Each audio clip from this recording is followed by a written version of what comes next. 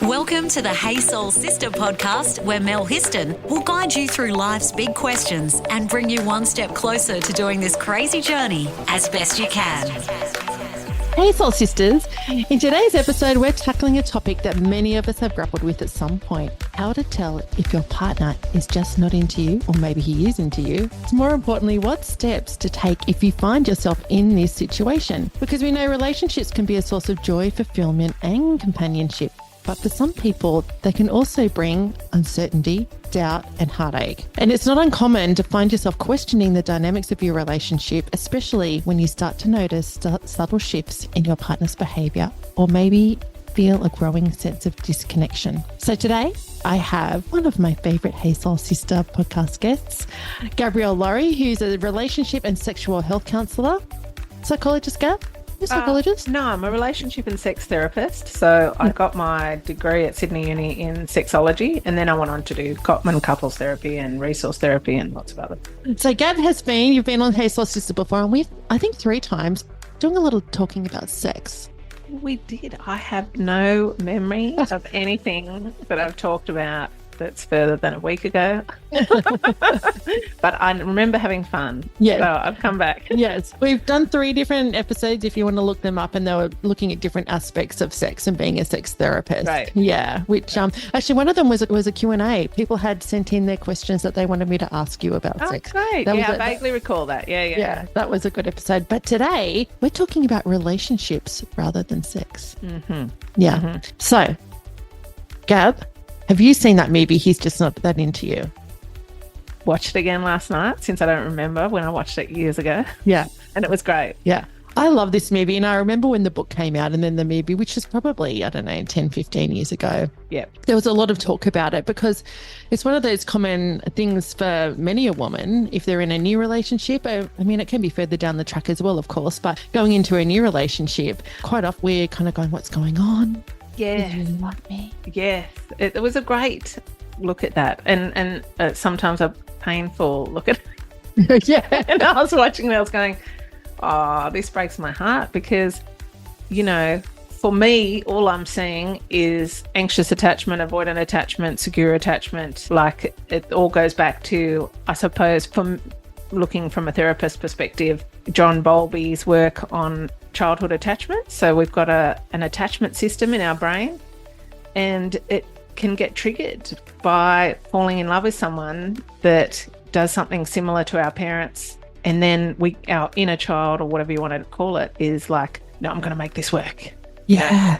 They don't consciously ever think this person is not available, not returning my calls, hot and cold when we meet, cancels dates at the last minute. Oh, that's similar to my dad growing up. Yeah. Similar. Dad was hardly ever there. He'd turn up for a netball game, not there, not reliable love, not consistent. So then their attachment system goes, oh, this feels like home. Got to make it work. And no, don't. Do not. Don't do that. Don't do that. Yeah. So I remember reading an article about the book, He's Just Not That Into You. Mm-hmm. And it was written by 2 authors, Greg Berrand and Liz Tuccillo. And they actually wrote the book because he had been in a meeting one day and he'd heard 2 girls talking.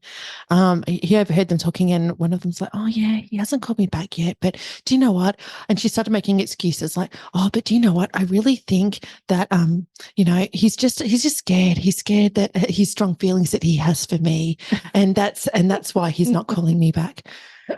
And this guy, Greg, the author, overheard this, and he went, no, he's just not that into you. If he actually was really into you, he would call you. Yes.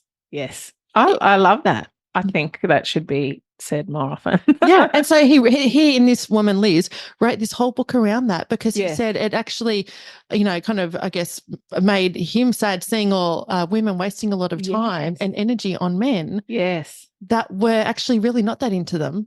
Yes. That they were making excuses for poor behaviour or red flags. Absolutely. Yeah. Yeah. I see it a lot in counselling clients, like just lovely, amazing people tolerating, like, basically they're just being someone's maid and someone's mother. They're not really getting any of their needs met. And they're, it's not really a relationship. It's like, So out of the people that you see, and you've been a therapist for a while now. yeah, 14 years. 14 years you've been a therapist for, sex and relationship therapist. Yes. So, okay, how common is it? Are we talking 50% of clients, 80% of clients, like that are experiencing that?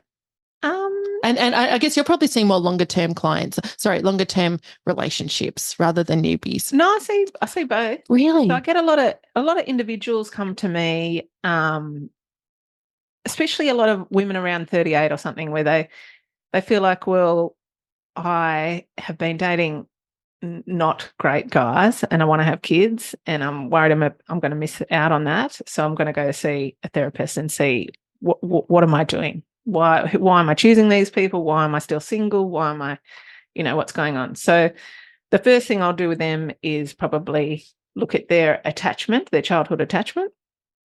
And, and so if they've got anxious attachment, I'll let them know, probably to read the book Attached by Amir and Rachel something, but it's a great book. You'll be able to find it. But it will give them an easy read on what secure attachment look like, because this is what I'd rather them go for. I want them to learn how to be attracted to secure attached people, because anxious attached people, if they go out with avoidant attached people, they become much more anxious. Yep. So an anxious attached person might have a bit of insecurity around, do they love me? Am I good enough? Kind of thing happening. And they're the ones who will text and ring a lot. Yeah. And so if they're with a secure partner might say to them, oh, hey, babe, like, I totally get it that you want to text or call me 10 times a day because your ex cheated on you. Like, I totally get it why you're anxious, babe. However, I'm at work and like the best I can do is give you a call at lunchtime and text you on my way home that I'm coming home. But I'll be transparent with all my devices. You don't have to worry. If you ever freaking out, you can look at my phone, my computer. I don't care. Got nothing to hide. But just, remember this is from him. I didn't do it and you're okay. Yes. So a secure attached person might talk to an anxious attached person like that, like show compassion to that part of them that's getting not able to regulate. But if they're with an avoidant attached person, he will not say that. He will think she's trying to control him. You're texting me all the time and ringing all the time because you want to control me. And so the avoidant attached person will plan more time away. We'll withdraw more, go away on more boys' weekends, come home later all the time. Yes. That's so interesting, isn't it? So if you have an anxious attachment, you're really kind of stuffed if you're with an avoidant. Oh, yes. They're the saddest couples I ever counsel. If they've got anxious attachment from childhood, it's no one's fault, an avoidant attachment from childhood, because maybe the anxious person's caregivers or parents weren't always consistent with their love or availability, and the avoidant attached person realised they couldn't depend on their parents, so they just became super independent and they get scared getting close and depending on people. So it's not their fault, but definitely if you can avoid dating each other from the outset, you will have much more peace. Yeah, sure. Because they just get worse and worse with each other. Whereas even if an avoidant is with a secure person, they can learn to get more secure. Yes, okay. Because a secure person goes, yeah, sure, go away with the boys. I'm going away with the girls. Oh, yeah, go climb Everest. I'm going to work with orphans in Africa. Like a secure attached person can enjoy closeness and time apart without getting anxious. Yeah. And they can self-soothe and they can regulate, and a secure attached person can speak assertively. Like they can say, hey, I'm feeling a bit lonely. I'm needing a bit more company, or connection. How are you feeling? Are you feeling a bit anxious and you're needing space? And what's a win-win solution if we want to stay together? So that's how a secure person would talk to an avoidant. So, sorry, excuse me. So a secure, is it securely attached or a secure attachment? Either way. Okay. So that sounds as though they probably had maybe grew up in a secure household. Yeah. Is that so? That's their norm. Yes. Generally, they'll have parents who were really good at having closeness and giving them independence.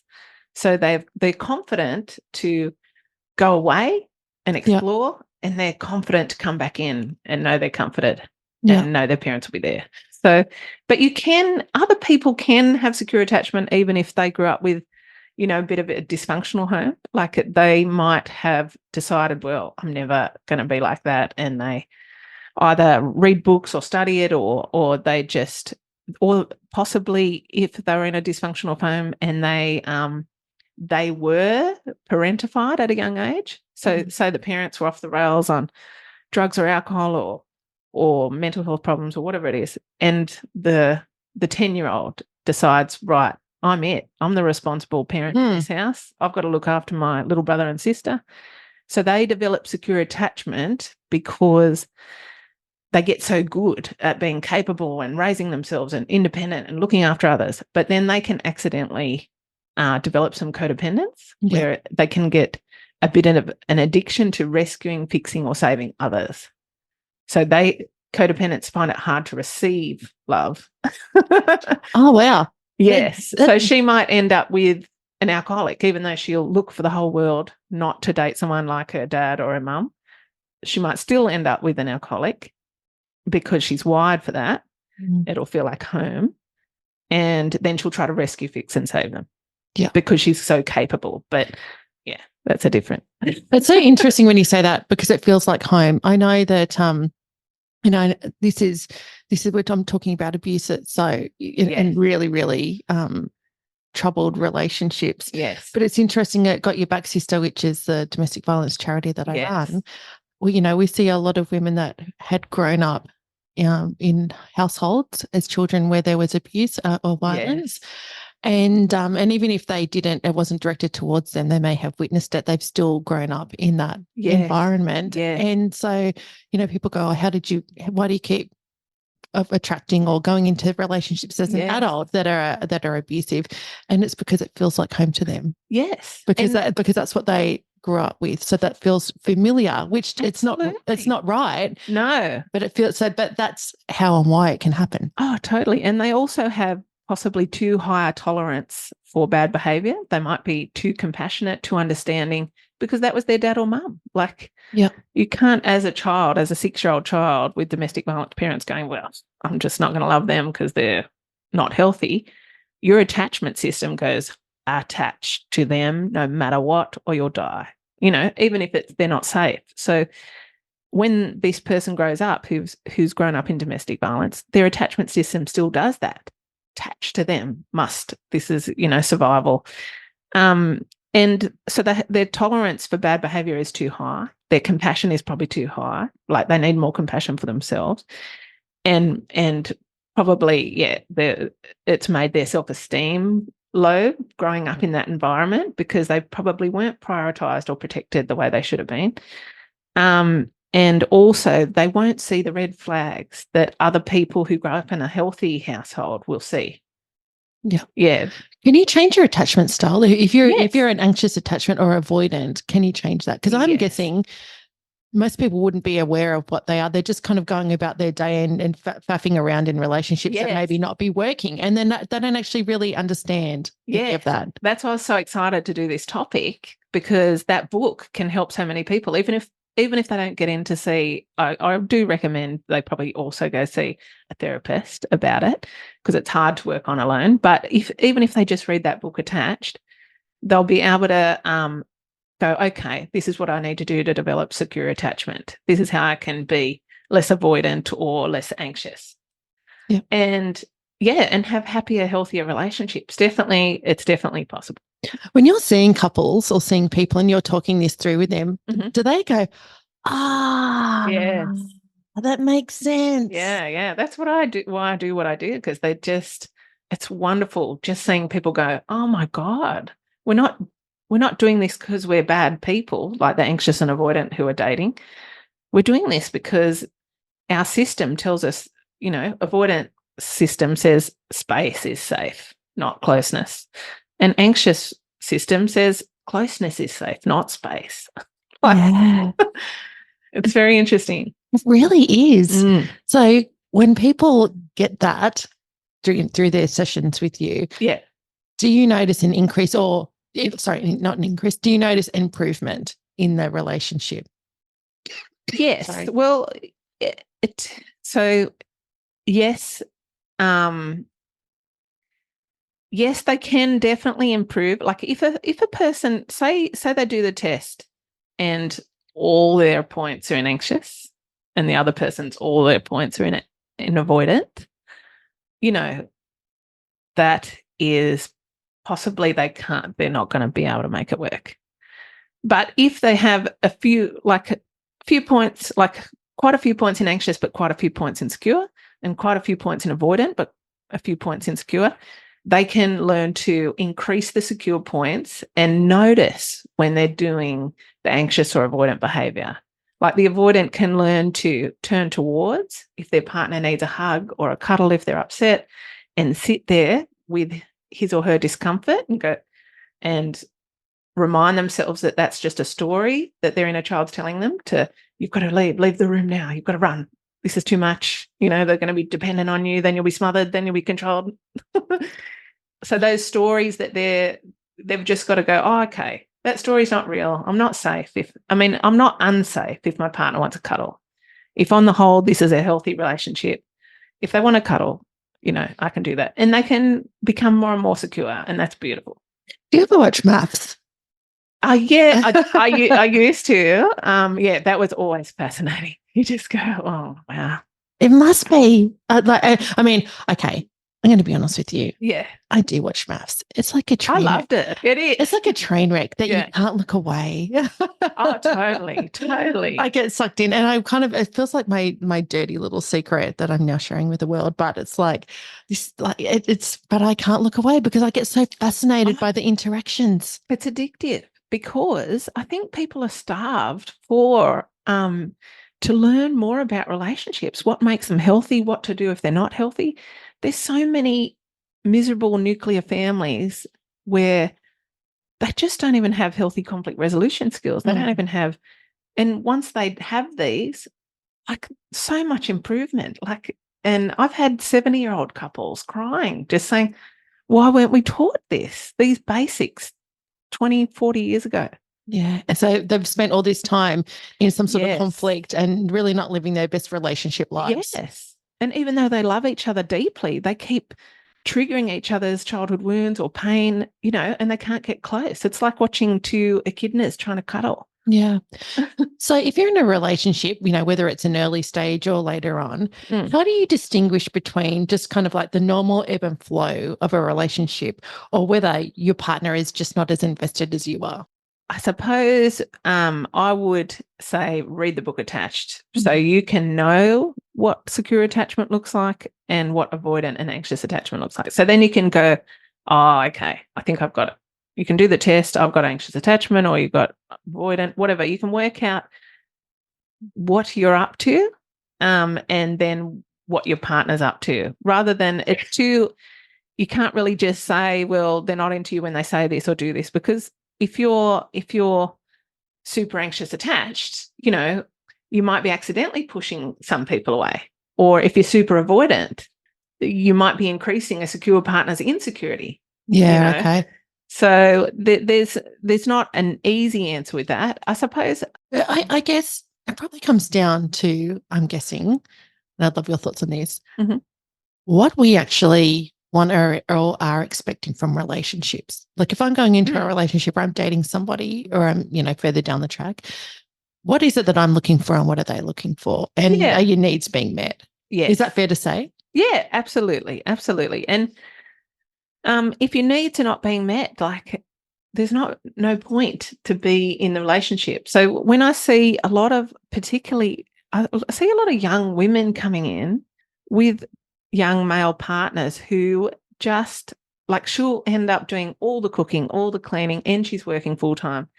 And he just is going out every day, every night, or he plays video games every night, and then he does other things with his friends. So he's kind of using her like a mum. Yeah. Like she's just there when he needs, Yeah. when he wants some sex or he needs some cooking. And so you try to help them say, well, what needs of yours are getting met? Yes. And when a couple comes in together, so those women are coming in kind of on their own and ready to break up. So we look at that. But so they're coming in going, can I save this? Can I turn this around? What's going on? Yes. Does he actually really love me, or am I just? Yeah. So I'll help them really go, well, you sure you want to save it? What is it worth saving in this? And what are you getting out of it? Yeah. And you can't, they have to be empowered to come to this conclusion on their own. You don't want to push them one way or the other, but once I show them, like there's books like Too Good to Leave, Too Bad to Stay, and they'll list the reasons that you shouldn't stay. Yeah. If your partner's got a drug or alcohol addiction, you can't save them. They need to go and work on themselves. Yeah. But with the couples that come in where the guy's doing this, like quite neglectful, lack of appreciation, avoidant behaviour, what seems to help these couples the most is when I do everything in black and white. So there's these things called fair play cards, and they list all the jobs in the household that would need to be done. And so both of them will divide the cards up into what are the jobs they do the most and what the jobs that the partner does the most. So visually he gets to see, oh, her stack is 3 times the size of mine and mine is hardly anything. And then, it might be an innocent mistake. He might have domestic blindness from growing up with a mum who did absolutely everything until he was 21. And so he doesn't realise the hand soap. It just doesn't cross his mind that it would ever need to be filled. Yeah. So, and then if it is an innocent mistake, he'll take some of those cards, the fair play cards, and he'll start to rebalance the relationship. It's just if her delivery, if she communicates ineffectively and understandably, she might sound like a nag trying to get the rebalance in the relationship. But men are quite sensitive to being told what to do, or they feel like a failure if they're always hearing they haven't done. So if she is empowered to communicate effectively, hey, babe, I'm pretty exhausted and I want you to do these cards with me. My stack's probably 3 times the size of yours. Can you take any of these off? So he's empowered to go, oh, yeah, for sure. I'm so sorry, babe. I didn't realise. And also the area, I'll write down their love languages. Like we'll work out their top 2 love languages and then we'll do a scale. How loved are you feeling from a scale of 1 to 10 and 10 out of 10 in your top 2 love languages? And the guys will generally see, oh, yeah, no wonder they're happy to stay in this relationship. They're getting loved about a 5 or a 6 out of 10. And then they can see visually, oh, I'm only giving a 2 out of 10 in her love language. And so I'm able to say, well, yeah, she's not your mother, she's your lover. Yeah. So what are the love languages for people who don't know?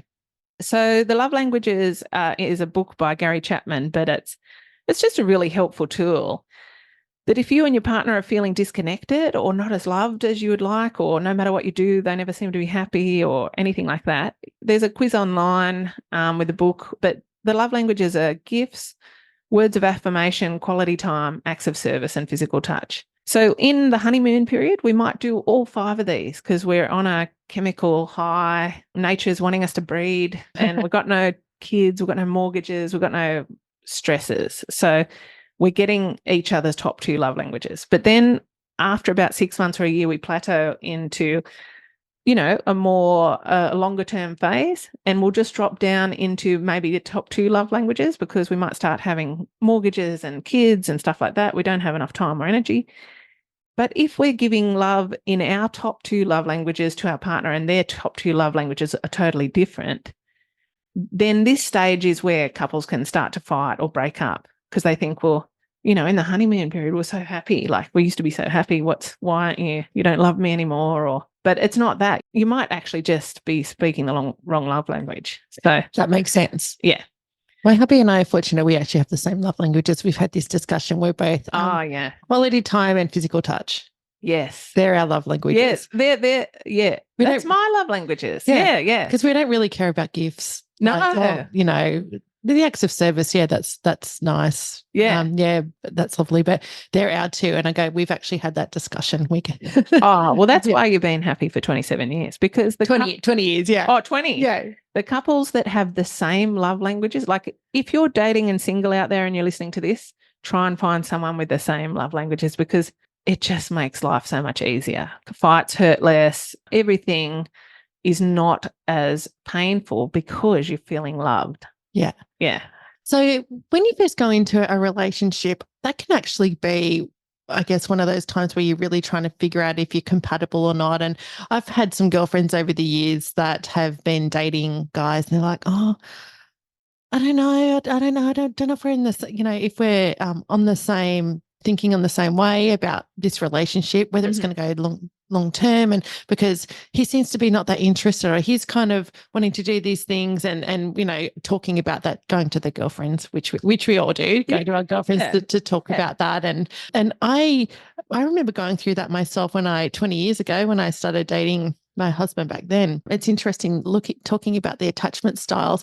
When you were talking about that, I was reflecting back to that time when my hubby and I first started dating, and I remember probably about 8 months into the relationship kind of going, yeah, I'm not sure if he's as into this as I am, and really having to have that conversation with him to try and work out, are we going to keep going forward?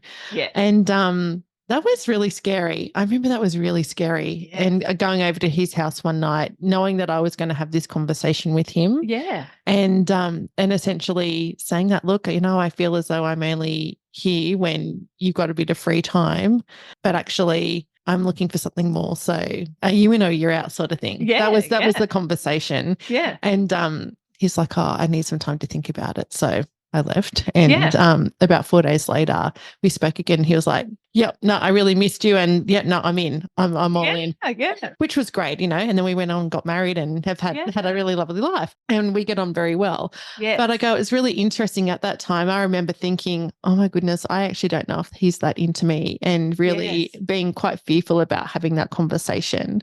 Yeah. And I remember going to his place that night and thinking, I could be leaving there and actually we're done. And having to be okay with that. Yes. To go, after having this conversation, am I okay that we're done if it goes that way? And it didn't, and it all worked out, married, and for it to get married 15 years. But I'm actually really glad that I did have that, because I don't even know that if he was that aware of what he was doing. But it was interesting when we talked about it. In a previous relationship he'd been very controlled. And so for him, he was like, well, I don't want to be controlled again. Absolutely. And I want to be my own man. And so it's really interesting navigating that. Yes. From the sounds of it, you acted like a secure, attached person. So, I don't know if I am, I'll be honest. You might have some anxious attachment, or you might have some avoidant, who knows? But in that moment, you acted like a secure, attached person. So a secure, attached person notices, oh, what am I feeling? What needs are not being met? And they just talk about it openly and honestly, but without any protest behaviour.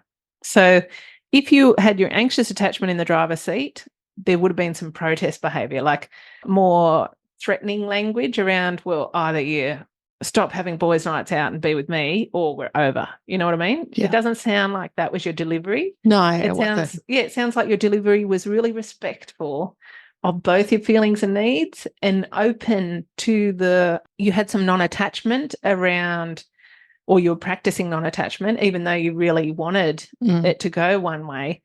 You practiced respecting. It's like internally you decided, well, I'll still be okay. Even if we break up, I'll be heartbroken, but I'm not going to die. And he could feel that. He could probably feel, she's not trying to control me. She's just saying what she wants. And I get a free choice whether I want it to. I'm not forced. I'm not coerced. I'm not pressured. She's not doing any drama. Do you know what's interesting as well? I am going to share this, and I'm probably potentially oversharing a little bit. Okay. The other thing we since talked about after that, months or whatever after that, and he said to me, when we talked about that conversation, and we still talk about it now. I remember that night when I came over, we had that conversation, and he says to me, he said, you know what, also did it for him, where he really was like, am I in or am I out, that I didn't stay and have sex with him? Yes. that I actually was like, Yes. okay, I'm going now. He was like, I Yes. need some time to think. And I went, okay, I'm going now. Yes. We'll talk again in a week's time Yes. or whatever. And he goes, and I didn't put it on the table at all. But he goes, you know what? I've thought about if you had have stayed and had sex or anything, he said he would have probably gone another way. But because I stood strong, that really gave him food for thought. Absolutely, because you valued yourself enough not to keep, you weren't trying to people please him into staying. You valued yourself enough to go, actually, I deserve my needs met as well. And until that happens, like, I'm not interested in this either. So are you good enough for me? That's the feeling he must have got from you, that you were also deciding, are you good enough for me? Yeah. Well, it all worked out. Yeah, yeah. So I'm glad we had that conversation. Yeah, absolutely. Let's get soulful on social media. Search the Sister Code Facebook page and follow us on Instagram. So, what does a good, healthy relationship look like? I suppose it's a relationship where you can just be yourself. You can be totally yourself, and it's celebrated, not tolerated. And you can have time apart. You can have time together. You can take on like projects that make a difference in the world.